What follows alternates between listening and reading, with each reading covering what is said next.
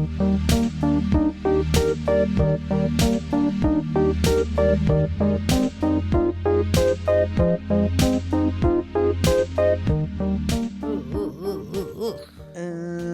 you know what I realized? I was listening back to the Daily Harvest episode. I realized I think you and I are becoming like the Us Weekly of like food regulation agencies and like public health and nutrition academia. Do you know what I mean? Like, yeah. It really feels like we're getting a little bit like, you know what I heard? Oh, yeah. It's federal regulators. They're just like us. Yes. Okay. Do you want to tag us in? Welcome to Maintenance Phase, the podcast that recommends 31 servings of grains, but only 3 servings of oils and sugars and fats or something. I'm Aubrey Gordon. I'm Michael Hobbs. We have so much news before we start the show. We've never had this much news before. I'm going to start us off and then you tell me what I have missed. Okay. If you would like to support the show, you can do that at patreon.com/maintenancephase. You can also buy t-shirts, mugs, tote bags, whatever you like at TeePublic.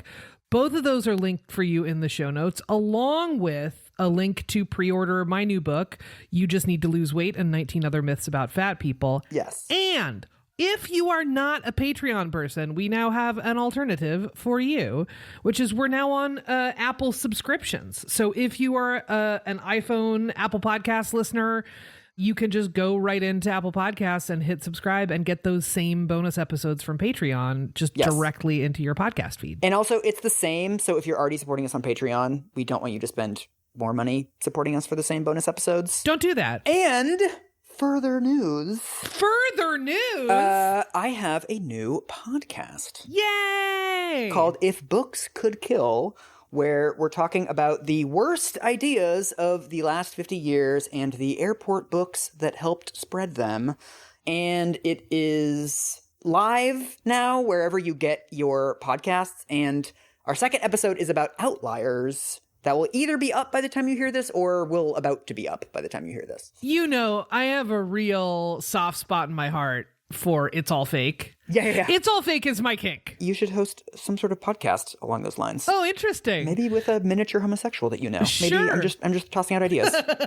And today we are talking about the food pyramid. We are talking about the food pyramid, Michael. What is your personal relationship to the food pyramid? Well, I feel like the food pyramid is this interesting artifact where it's sort of like the official government recommendation on food, which means that people are kind of vaguely aware of it, but also it seems to exert like no influence. Yeah. The government does not have the kind of propaganda apparatus that like the Gatorade and McDonald's people have. Yeah. I'm not totally clear on like what it actually says. I know there's been various controversies around it. Oh, Michael. I also know that when we grew up, it was the 4 food groups, right? And then it was the food pyramid, and now it's My Plate. So they keep tweaking this. So yes, sort of. The food pyramid was an educational tool developed with the rollout of a publication called Dietary Guidelines for Americans,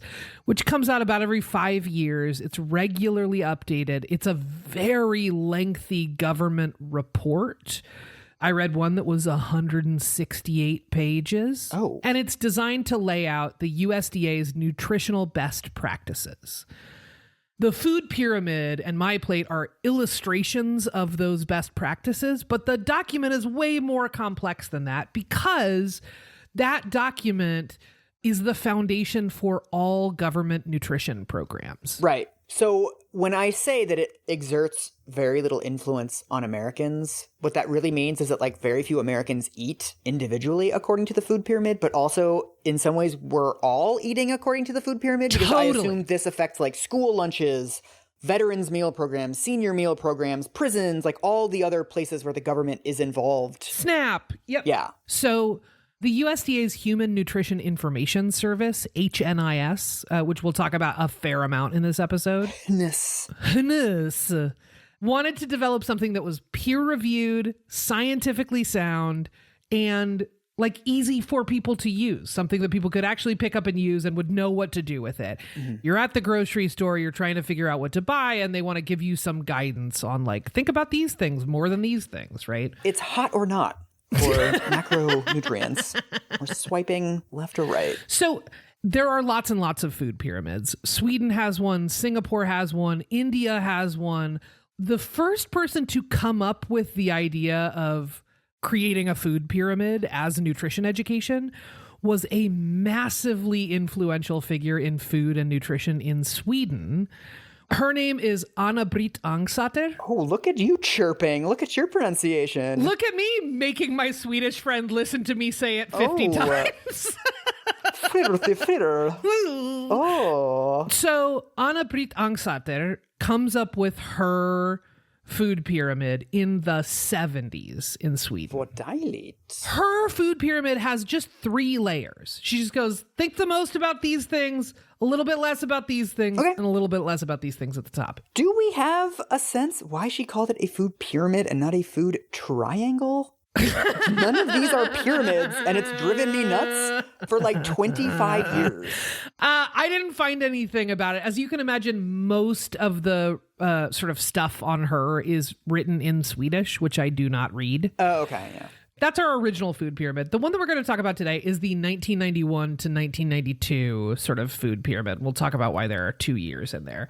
I'm going to send you a picture. Oh, yes, God, the flashbacks. Is it all coming back? Yeah, first of all, they have like a little gray shadow on it to make it look 3D, but it's a fucking triangle. You're so mad about the shape. Just so we're all clear, it's the food triangle. So mad. At the top, it says, fats, oils, and sweets, use sparingly. That's layer 1.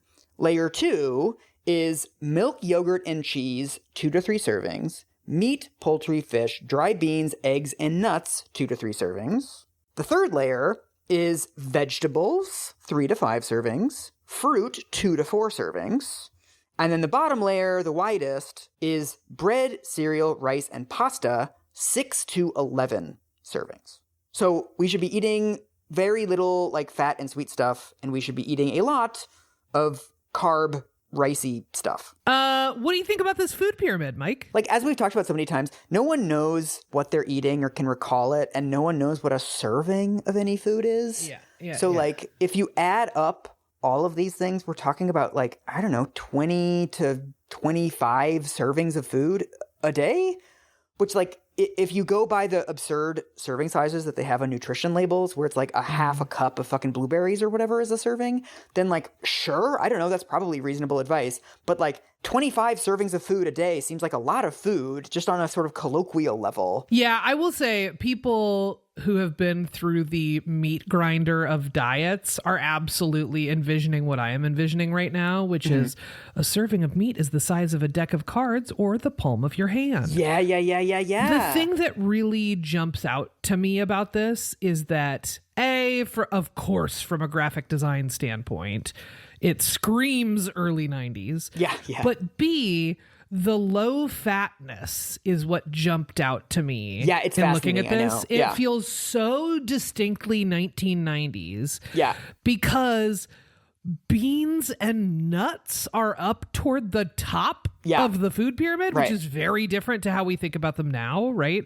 And that's just because, like, high in calories. The end. Also, if you look visually, right, it goes from sort of 6 servings at the bottom to 3 servings to 2 servings, which then implies that the things at the top are like 1 serving a day. Yes. But if it's fat, oils, and sweets, then it's like you're really supposed to be using very little fat and oil, I guess, when you're cooking or like butter on bread. It's goofy. And like putting cooking oil in the same category as like desserts is weird because cooking oil you're going to use in multiple meals a day. Right. The decision points here feel a little murky as well, right? Yeah. So today, we're going to talk about how we got the 1991 to 92 food pyramid, which was at the time one of the most controversial sort of public health documents, I would say. Because of the triangles? Because it's not a fucking pyramid. Riddle me this, Batman. That would be justice. So we're going to get in the Wayback Machine and we're going to talk about how we got nutrition guidelines broadly in the US and sort of what was the lead up to this 91 controversy, Okay. right? The first USDA nutrition guidelines came out in 1894. Oh, okay. They were written by someone we have talked about before on the show, whose name is Wilbur Olin Atwater. Oh, this was the fire guy, right? This was the burn up your food and find how many calories are in it guy. Yeah. Atwater was the USDA's first chief of nutrition investigations. He's the first guy in the Department of Agriculture to start investigating nutrition. Mm-hmm. He writes his guidelines. Those come out in 1894 as a farmer's bulletin, and he mostly focuses on basic food groups. The main problem at this point in U.S. nutrition is that people are not eating a wide enough variety of foods. Oh. Food wasn't being shipped in the same way that it's being shipped now. That was sort of a rich people thing. Right. You kind of were eating what was growing around you and what was made around you, and your local, climate may only accommodate some kinds of foods. So they were trying to get people to think more broadly about what they were eating. Right. So he gives his guidance and he talks about the importance of fat and protein and carbohydrates and you got to get all these things in. Mm-hmm. He also talks about mineral matter in your body. Is he about to invent the biocharger? No. His argument was that the way that you got minerals into your body was by eating charred foods. Oh, he's like a Mylard guy. He's like a burn the shit out of your vegetables and then eat them. That's your mineral matter. Your bones need it. I think he just liked Brussels sprouts better that way. And he came up with a whole worldview. So Atwater releases his bulletin, and that's kind of the end of that. It's not until 1941 that broad consumer guidance starts to become more of a thing. Mm-hmm. In 1941, the U.S. releases its first set of recommended dietary allowances, so RDAs, which are the things when you look on a nutrition facts panel in the U.S. Oh, right. You'll see raw numbers and then you'll see percentages of here's how much you're supposed to get of that thing. Right, with the asterisk. Yeah. With a little asterisk. Rationing is also happening during this time. Oh, right. So during World War II, there is a national wartime nutrition guide. Okay. And afterwards, they just go, you know what? Actually, we're just going to keep all the nutrition guidance in there and just say, this is how you eat now. Okay. It included 7 food groups called the Basic 7. It was generally regarded as being too complex to use. People were like, this is too many food groups. This is too many servings. They were going from 0 to a lot of very specific guidance in this document, right? Right. In the mid-50s, that gets shifted to a guide called Food for Fitness that focuses on 4 food groups. So fruits and vegetables become one food group together, right? Stuff like that. Okay. It's not really until 1977 that the U.S. government approach to nutrition shifts from trying to get people to eat more to trying to get people to eat less. Right. This is when that sort of narrative shift happens and when the conversation gets less precise, honestly, right? Some of it is eat less fats and sugars and some of it is just eat less, period, right? They call it internally, they refer to it as the eat less pyramid when they're developing the food pyramid. Oh, wow. Yeah. Okay. Wild as hell. So that brings us to the real ramp up to what I know is a favorite of mine and of yours, a big interagency fight. Ooh, getting jurisdictional on them. So in 1977, the U.S. sort of dietary goals, that big guideline sort of overarching document that we talked about earlier, starts getting some pressure to address the rising costs of healthcare through individual nutrition guidance. Okay. So that seems real weird to me. Right. If your concern is with the cost of healthcare, the first place to start would be the healthcare system. Fucking correct. Not necessarily we need to tell people what to eat. And the 100 or fewer decision makers in that at the top of that healthcare system. Right.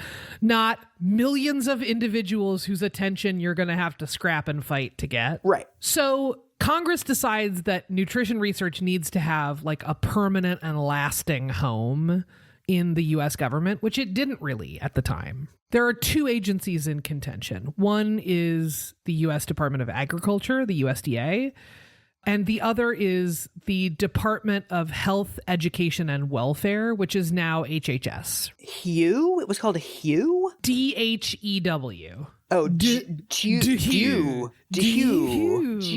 Okay. It just makes you sound like the person who pronounces the W in sword or the H in white, you know?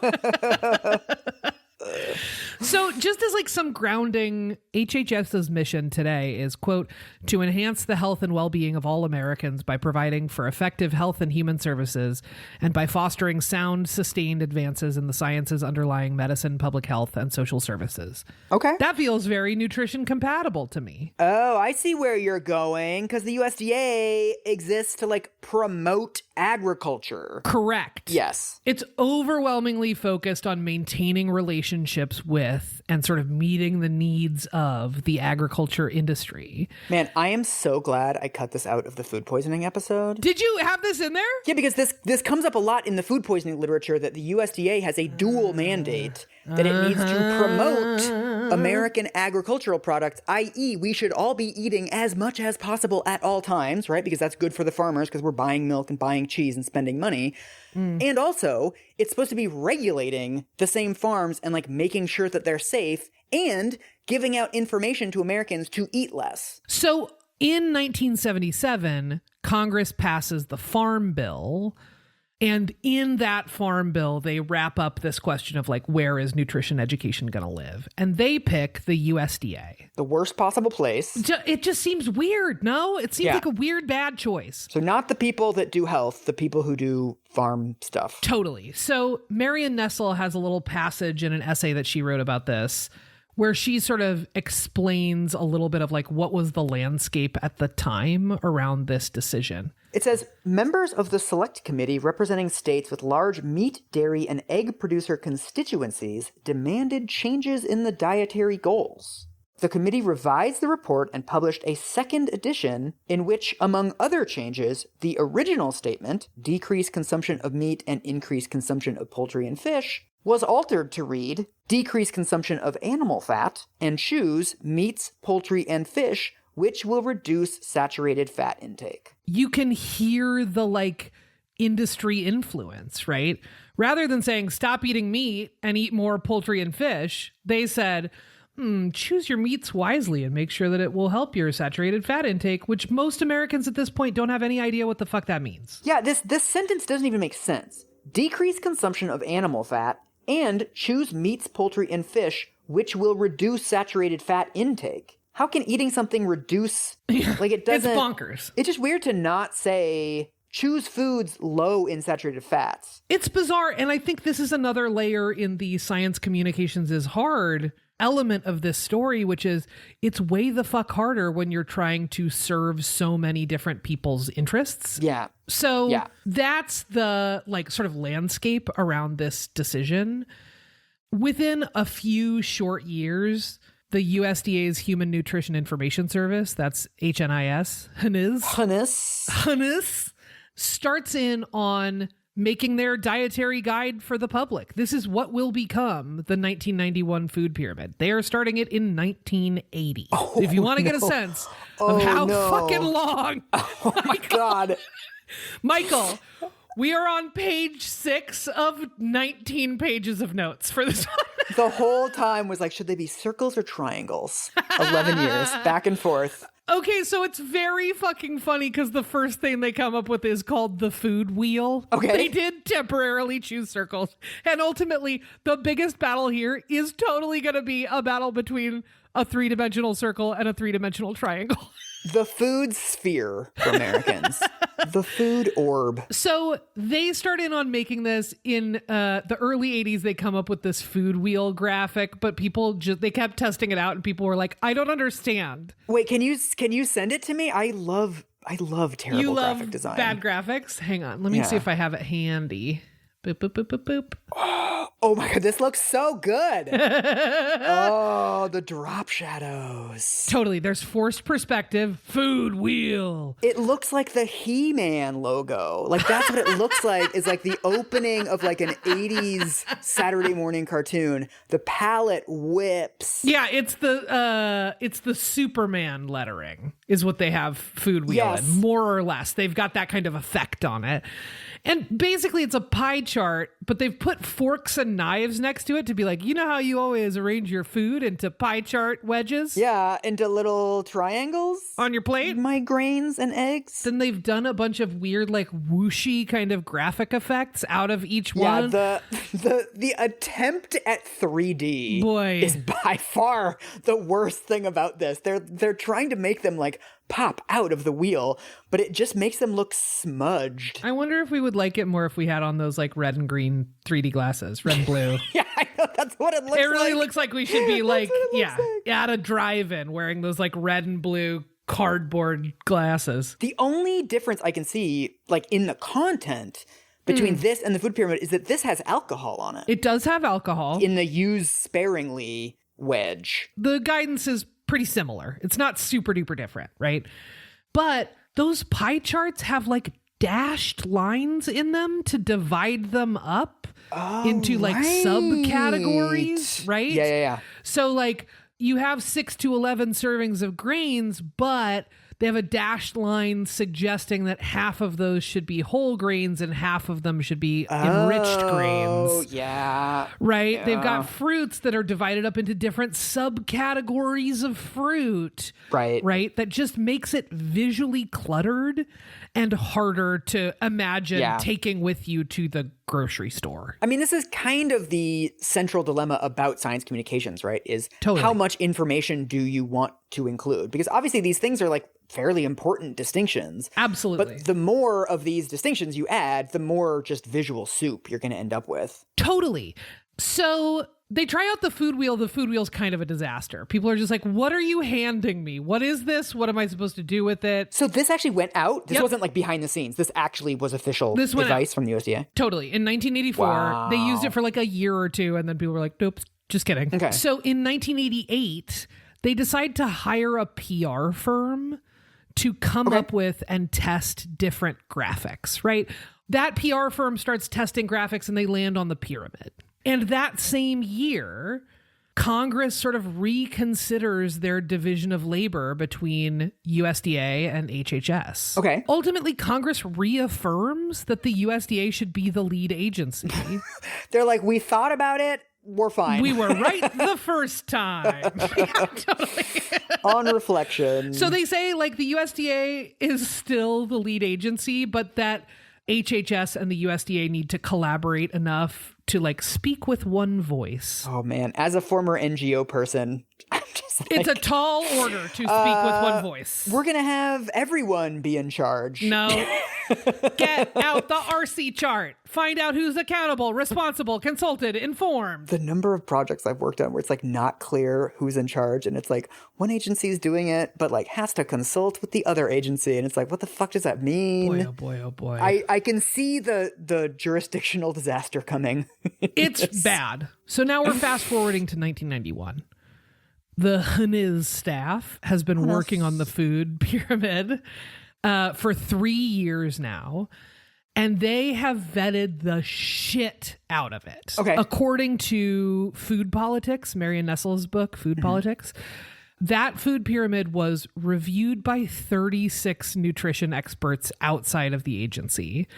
It was presented at 20 conferences. They were interviewed by 20 different media outlets about it.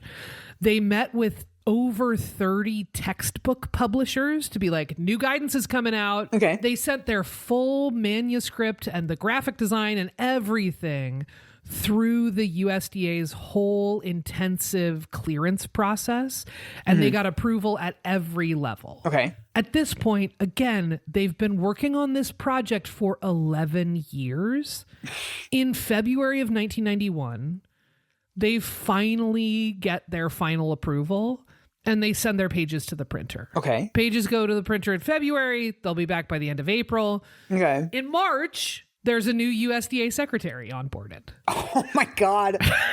See, I know you well enough to know that you're giving me these little details. It all matters. Lead up to some huge problem. We haven't had episodes when you've been like, hey, Aubrey, what month did that go to the printer? Yeah, tell me more about the sending it off to the printers process. So in March, Ed Madigan becomes the new Secretary of Agriculture in March of 1991.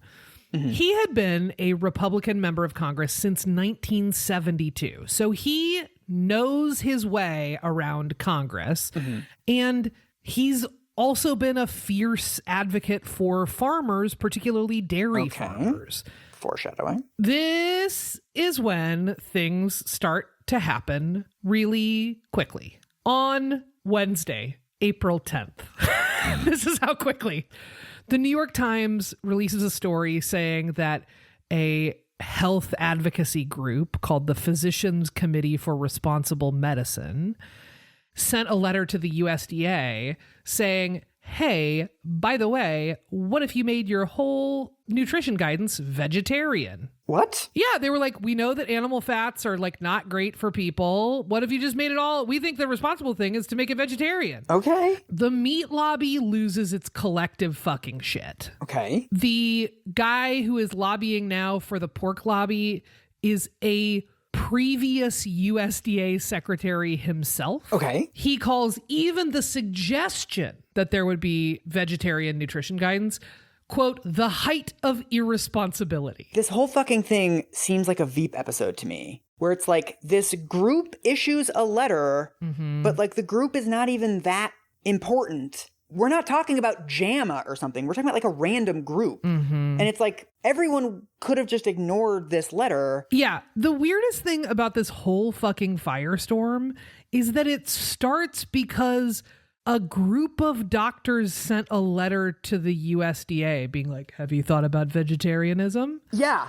So this becomes a very big news story. Marion Nestle describes this as front page news for the next year. What? 1 year. 3 days later, Malcolm Gladwell writes a follow-up story he was a fucking reporter for the Washington Post. Throw Malcolm Gladwell into this. Jesus Christ. Spin the wheel. Cameo! Malcolm Gladwell. Sure. He quotes a nutrition professor from Columbia, and he quotes the researcher behind the Framingham Heart Study, both of whom said, like, a vegetarian thing sounds great. That sounds like a good idea, and it seems in line with what we know about nutrition. Eat fewer animal products. Seems good. What? At this point, they've ordered the printing of the food pyramid, but it hasn't been released yet. The Gladwell piece includes discussion of the food pyramid and what's in the food pyramid. So basically, he like breaks news in that Washington Post story by actually revealing like the contents of the food pyramid, which people did not know before. Yeah. That story came out the weekend that the Cattlemen's Association was having its annual meeting in DC. Nice. On Monday, the cattlemen have their scheduled meeting with the Secretary of Agriculture, Ed Madigan, who's brand new on the job. And this is how Marion Nestle describes that meeting. Boop. Boop. According to one account, the secretary had also learned of the pyramid for the first time in Saturday's paper. I bet a lot of you were surprised, he said to the ranchers when he walked into their April 15th meeting. I'm the Secretary of Agriculture, and I was surprised too. The cattlemen complained that the pyramid would cause people to eat less meat, and that meat should not be displayed so close to fat and sugars.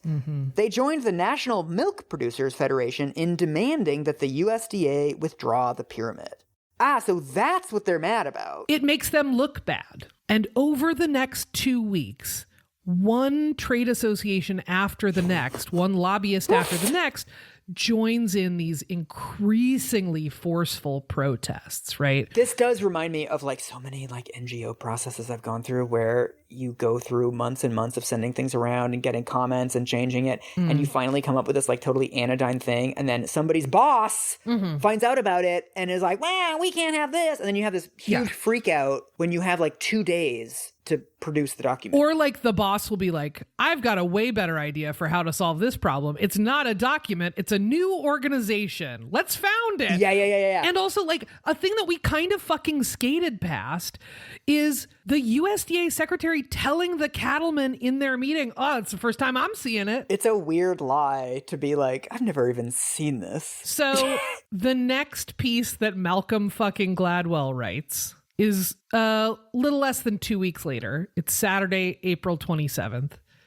And the headline of that piece is U.S. drops new food chart. Oh. Secretary Ed Madigan pulls the food pyramid from the printer and says, oh, there's a bunch of testing we didn't do to make sure that it's effective. We have to test it on children. Oh my God. So he's not even admitting that like, yeah, we're getting yelled at. So we're changing what we're doing. Nope. And people are like, we didn't test it on children because children were never the audience. Yeah, because children are not like creating their own food and like shopping for themselves. So it doesn't even make any sense. It's like very clearly an excuse. And like all of the media at the time is just like USDA caves to industry pressure. Yeah. After this announcement that he has pulled the food pyramid, all hell breaks loose. The USDA gets hundreds of protest letters from the American Cancer Society, the American Dietetic Association, right. the Society for Nutrition Education. They get it from the Fruit and Vegetable Lobby, who also have a lobby, and now they're pissed off. Right. And ultimately, this sort of peaks when the American Medical Association passed a resolution demanding that the president make an executive move to rehouse nutrition education from the USDA to HHS. Oh my God, you know what this is? What is it? This is like a cancel culture story where it's like somebody does something and then a bunch of like right wingers or whatever are yelling at them on the internet and they're like, we're going to change this thing, or like, we're not going to release this movie or whatever.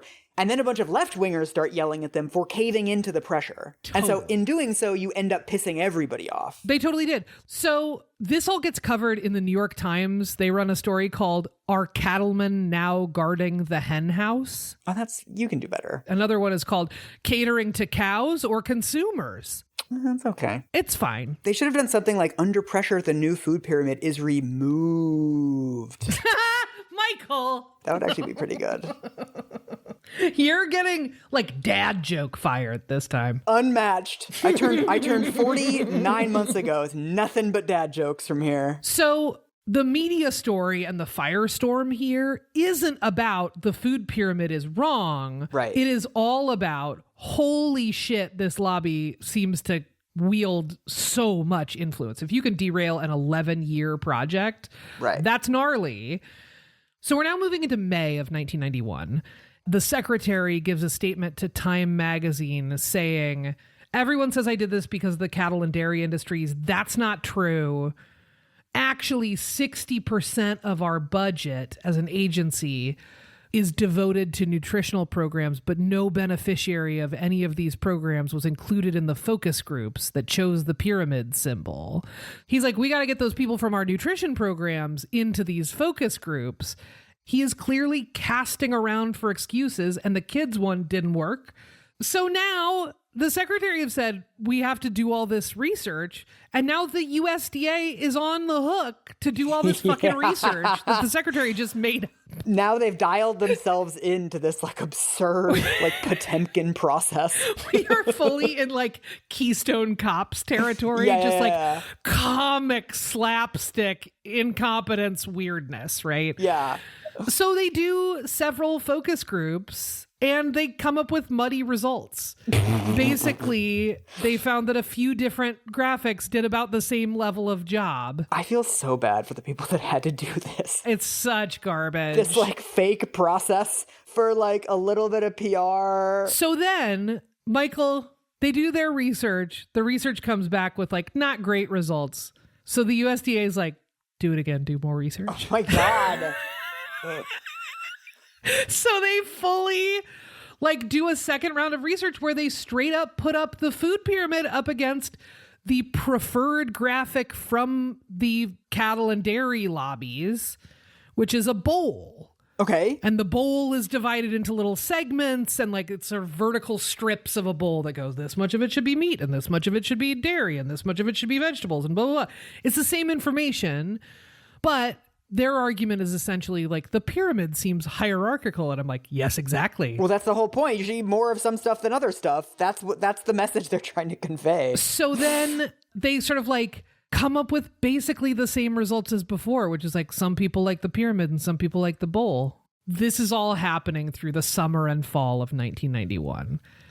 And in April 1992, here is what happened. This is a quote from a book called Death by Food Pyramid. Nice. Yeah. It says, after sopping up $855,000 in tax dollars, hosting 29 focus groups in 5 cities, testing 415 potential designs, and clogging media outlets with ongoing gossip about the food guide's progress, the USDA confirmed what it had concluded the year prior. The pyramid was the most effective symbol for teaching Americans what they should be eating. It's a fucking Veep episode. This is ridiculous. Years of back and forth, all this damage control, and it sounds like they're just going with like the original design. Yeah, they sure are.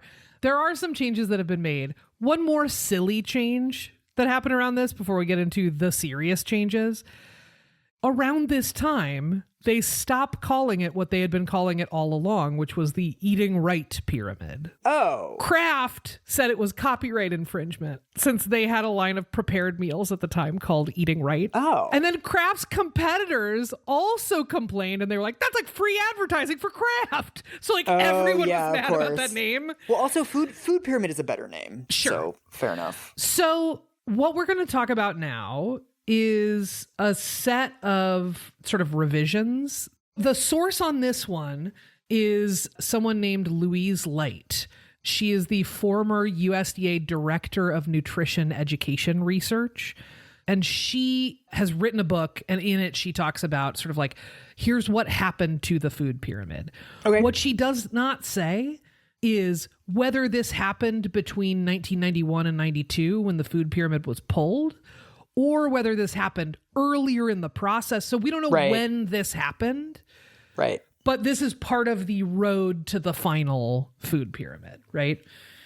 So Louise Light has this quote. This is a passage from a piece that she wrote. She says, when our version of the food guide came back to us revised, we were shocked to find that it was vastly different from the one we had developed. The Ag Secretary's office altered wording to emphasize processed foods over fresh and whole foods, to downplay lean meats and low-fat dairy choices because the meat and milk lobbies believed it would hurt sales of full-fat products. It also hugely increased the servings of wheat and other grains to make the wheat growers happy.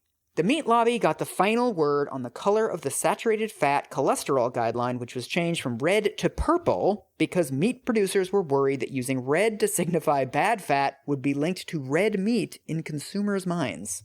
Man, this is some, like, liberal arts dialectic theory. Somebody went to Oberlin. This reminds me of some of the, like, extremely try-hard, like, semantic analyses. We haven't talked about this, I don't think, but you know that, like, one of my major fields of study in college was semiotics. Yeah. And this is straight up garbage semiotics territory. It's great shit. Love it. She also walks through some other changes that she said were made. In the draft that they turned in, it recommended 5 to 9 servings of fruits and vegetables. Oh, and that's down to like 2 or 3 or something in the final one. Correct.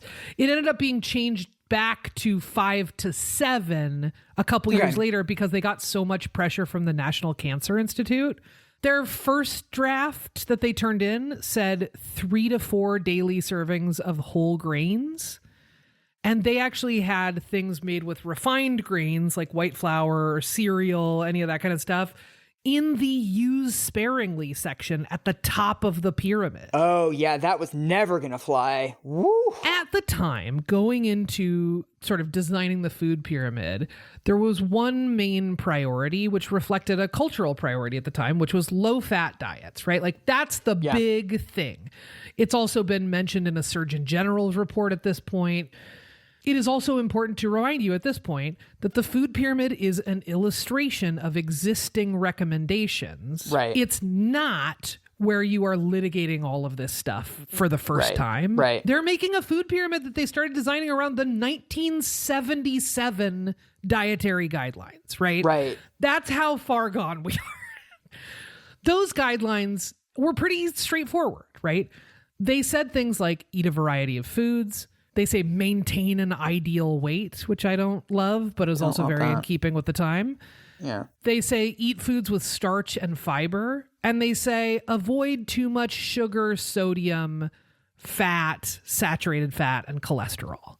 Mm-hmm. That language at some point got shifted from eat less of these things to avoid too much of these things. Of course. So with all of those adjustments, with all of sort of flying in the face of its own committee, right, and their sort of original recommendations, the food pyramid is approved. And Americans never ate unhealthy food again. Well, theme music. Thank you, Aubrey. It's been a great episode. Everything's been great. So I am just pulling up a picture for you of what came next in food pyramid world. Oh, is this the terrible Wizard of Oz one? Here we go. Yes. Oh my God. This is such... It's so bad. It's so aggressively bad. Okay, so it is the same basic structure as the previous one, where it's like a triangle with foods. But instead of the layers going across the triangle, they're going up and down. So it now has foods that are all like receding into the distance. So it's like grains, vegetables, fruits, milk, meat, and beans. But it's not clear how much of each one of them you're supposed to be eating because there are these like fucking stripes going up and down the pyramid. But then also, you've got this fucking doofus on the left-hand side of the graphic who's like going up a flight of stairs. Yep. So the perspective of this seems like 3D, but then on the left-hand side of it, it's like 2D because this guy's like walking up. It's totally cluttered. Big food wheel energy. Yeah, dude. What am I supposed to be eating? Yeah. So this one came out in 2005. It's called MyPyramid: Steps to a Healthier You. Incredible. And there were continued concerns about the industry influence because honestly, I think if the industry could have designed a pyramid shape in 1991, this probably would have been the shape they would have designed. Like the other food pyramid has problems, but at least it suggests a hierarchy, just like as a graphic design principle. It's like less of this, more of this. Yes. Whereas this one, like it doesn't suggest any hierarchy. I realize that the little bands are like ever so slightly thicker for some things, but like it's not immediately obvious. And the whole fucking point of this is to make it immediately obvious to people. It really looks to me, just to the naked eye, this version looks like you should be eating the same amounts of dairy, grains, and vegetables, all on the same plane. Yeah, is totally. what this looks like to me, just at first glance. And meat and beans includes peanut butter and eggs? Yeah. Which are not meat and beans? It's goofy. I don't know. So it is worth noting that this one also adds exercise. Oh, that's what it's trying to do. Oh, with the stairs. Yep. That sucks. It really looks like nutritional guidance designed by Clippy. Again, it's like you're trying to do everything, right? It's like throwing in here like floss your teeth and like use sunscreen and these other like health behaviors. It's like do one thing, like eat this and not that. So once this one comes out, once the 2005 one comes out, our old pal at Harvard T.H. Chan School of Public Health, Walter Willett, has been talking about the food pyramid this whole time and has been like, everyone got everything wrong. Oh no, are we going to have to agree with Walter Willett on this podcast in this episode? No, we're not. Because Harvard went ahead and made its own food pyramid. Oh, yeah. See, this one is also, you're trying to do too much, Walter. Yeah, totally. Okay, so this is the healthy eating pyramid. And it's like a series of like cartoon illustrations.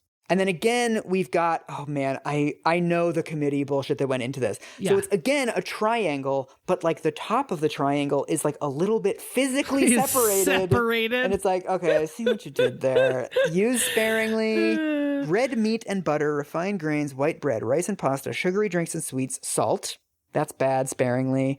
Then we've got dairy.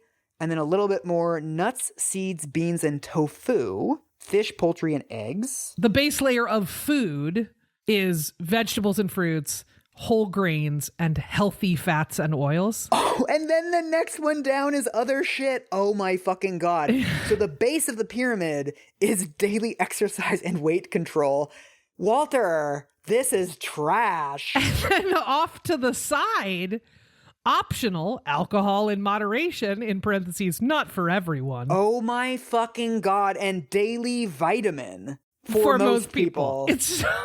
It's really not good. Oh my God. It includes more detail. It feels genuinely more instructive than the vertical pyramid. Yes, literally right? Like anything this would be one better than actually that. feels like something you could understand what they're trying to say. Also, you have the alcohol and the vitamins outside of the pyramid. Yeah. So there's no graphical representation of them. They just describe in words, you should do that in moderation. But surely the whole point of the fucking graphic is to suggest visually to me what I should be doing in moderation. So it's like you have these elements that are literally just like floating out in undifferentiated space. Yeah. Which like, well, at that point, why don't you just put fucking everything in undifferentiated space and just have a bunch of circles with different foods and describe to me how much I should be eating them? It's goofy.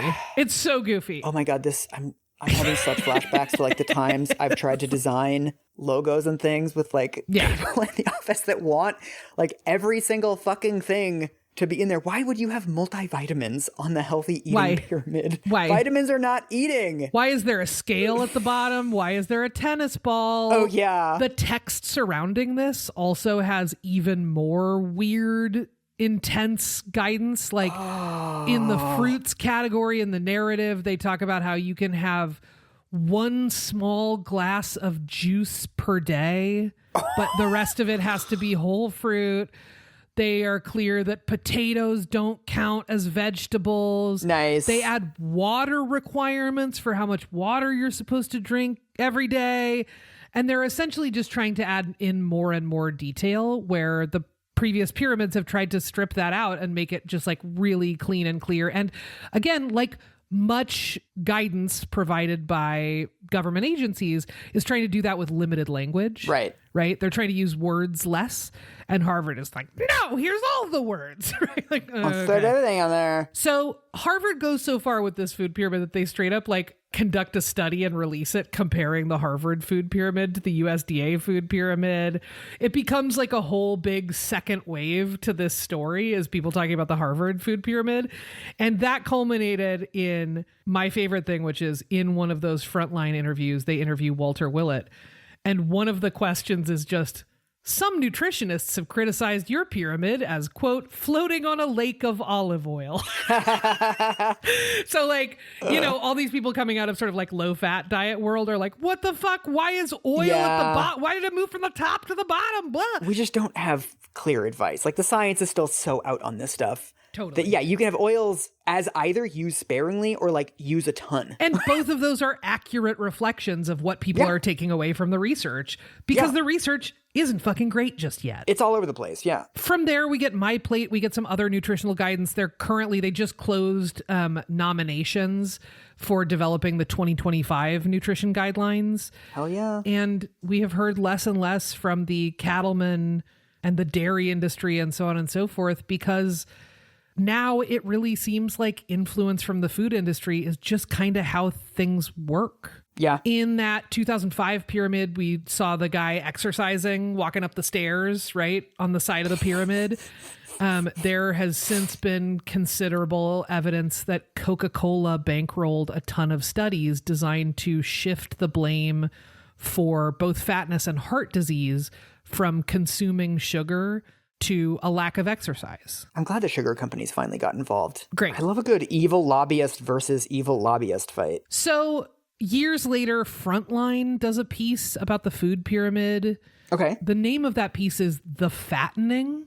Okay. So a whole shit ton of the media since this happened around the food pyramid is like, if we just listened, we could have avoided the obesity epidemic. Oh, nice. There wouldn't be so many fat people if we could just have gotten this thing right. Right. And I will just say, as a fat person, that just sucks. Yeah. It sucks that the reason that people care about this is that there are fewer people who look like me in the world. Yeah. It sucks that fat people are sort of the scapegoat, the boogeyman, and a political football all at the same time. Right. And I also don't believe in like laying the blame anywhere for the quote unquote obesity epidemic, because I don't think fat people are a fucking epidemic. I think we're a gift. Right. You're welcome. We're here. Isn't it great? Don't you want to treat fat people like someone you want to know instead of some like looming specter of doom, which is how we're regarded in so much of this? And I think part of what made this really hard was that those quotes weren't coming from food industry lobbyists. They were coming from the press and the USDA and Congress. Right. And that is a horrific thing to say to the people you are trying to give nutritional guidance to. Yeah. And then the last thing I will say about the 91-92 food pyramid is, and our teeny tiny coda about it, is that, you know, so much of the freakout here was about what to do with fats and sugars, right? And that has since been pretty complicated by the research and pretty debunked, right? Right. Low-fat diets are not actually sort of the guiding star of nutrition guidance these days. That's been complicated pretty considerably. And the blame is now being pinned on sort of the sugar industry, which was working behind the scenes instead of in front of them. Right? Like it's just weird that like there was this huge blow up, and the way that it gets talked about now, and I think Marian Nessel says this in her book, I don't fully agree, but I get where she's coming from, is she's like, this is a rare story where like science prevailed over industry because the food pyramid got released. And what I would say is that a yay? The food pyramid was wrong. I feel like that's I'm glad that like super jerky rich lobbyists working for industries with too much influence got their asses handed to them. I like that part of it. Mm-hmm. But like, am I thrilled that we got that food pyramid? Not really. It would have been a much better use of money if they had just removed the entire process. Michael!